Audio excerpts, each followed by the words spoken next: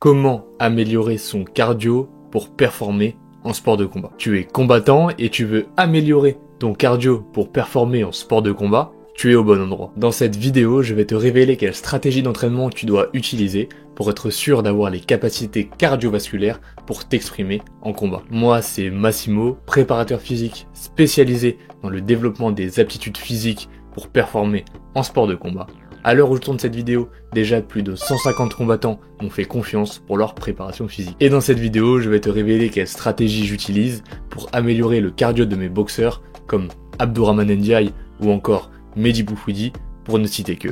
Et comme tu peux le voir, ils réussissent plutôt pas mal. Avant de commencer, je te rappelle que comme d'habitude, tu as accès à un document qui récapitule et qui complète cette vidéo de manière totalement gratuite. C'est juste en dessous que ça se passe. Allez, on est parti. Mais ça veut dire quoi, avoir un bon cardio? Tout d'abord, quand on parle de préparation physique pour des disciplines aussi exigeantes que les sports de combat, l'appellation, la formulation « avoir un bon cardio » ne veut pas dire grand-chose et est très incomplète. Donc, nous devons avant tout identifier les demandes de ces sports, les demandes cardiovasculaires de ces disciplines. Pour ça, pas de secret, nous devons passer du temps à analyser chaque type d'action que nous retrouvons en combat et comprendre quels sont les prérequis physiques pour pouvoir les soutenir au mieux. Il faut donc éplucher des heures et des heures de combat, et cela de tout niveau. Bien sûr, ce travail, je l'ai déjà fait pour toi, alors je te partage mes conclusions juste ici. Pour performer en sport de combat, il y a une chose essentielle, c'est le fait d'imposer son rythme à son adversaire. Pour ça, nous avons besoin des meilleures capacités possibles à répéter les sprints, à enchaîner les actions intenses,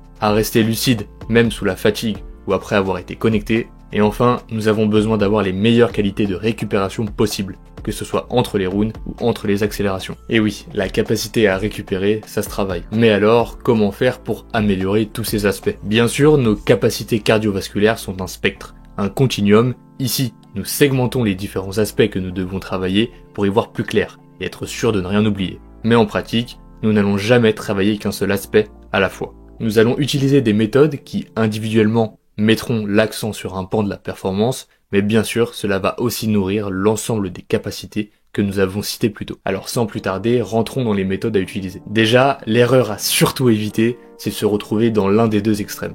Je m'explique. Il ne faut surtout pas vouloir uniquement faire de la basse intensité, comme ce que nous montrent les boxeurs sur Instagram, à soi-disant faire des footings de dizaines de kilomètres tous les jours. Et au contraire, il ne faut pas non plus s'entraîner uniquement à haute intensité en voulant systématiquement recréer l'intensité d'un combat. Comme toujours, la vérité se trouve dans la nuance. Une intensité négligée à l'entraînement, c'est une intensité perdue en combat. Donc, à l'entraînement, on doit passer en revue toutes les intensités que notre spectre cardiovasculaire nous permet. Et ça tombe bien, car en faisant ça, on est sûr d'impacter toutes les qualités physiques indispensables en combat. Donc voici quelques méthodes que tu peux implémenter dans ton entraînement dès demain. Pour améliorer tes capacités à répéter les sprints, utilise le RSA, Repeated Sprint Ability. Ça consiste tout simplement à enchaîner des sprints plus ou moins longs, entrecoupés de périodes de récupération, elles aussi plus ou moins longues. Attention, ici on ne travaille pas nos qualités de vitesse, mais notre qualité à répéter ces accélérations. Alors veille à ne pas avoir trop de récupération entre les différents sprints. Pour améliorer ta capacité à enchaîner les efforts intenses, utilise une dérivée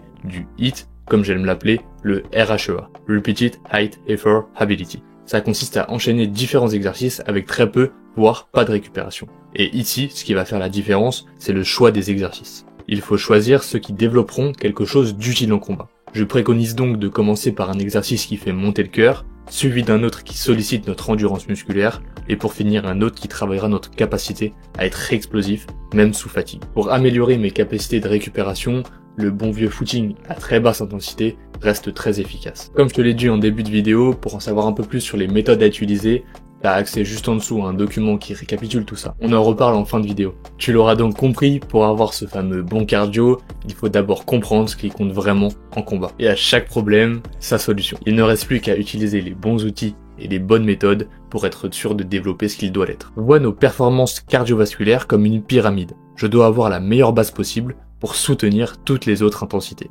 et optimiser ma récupération. Je dois avoir le plus beau et haut sommet possible pour exceller dans les très hautes intensités, où généralement tout se joue en combat. Et je dois avoir bien sûr un entre-deux le plus solide et qualitatif possible pour retarder au maximum mon entrée en zone rouge, en zone extrême, là où je me fatigue le plus rapidement et où je dois donc y passer le moins de temps possible. Comme je te l'ai dit, tu peux retrouver juste en dessous une mind map qui récapitule cette vidéo et qui va même un peu plus loin. Et comme d'habitude, c'est cadeau. De plus, si tu es combattant et tu veux être sûr d'avoir accès à la meilleure préparation physique possible, au meilleur conditionnement possible, sans te prendre la tête avec la création de ton programme, je viens de sortir le programme ultime pour ça. Alors n'hésite pas et accède à mon expertise de la préparation physique en rejoignant le programme Cardio du Fighter, Impose Your Rate. Tu peux également retrouver toutes les infos dessus juste en dessous. Merci pour ton attention, c'était Massimo. On se retrouve très vite dans une prochaine vidéo ou dans la mind map juste en dessous ou dans mon programme. D'ici là, entraîne-toi bien et repose-toi bien.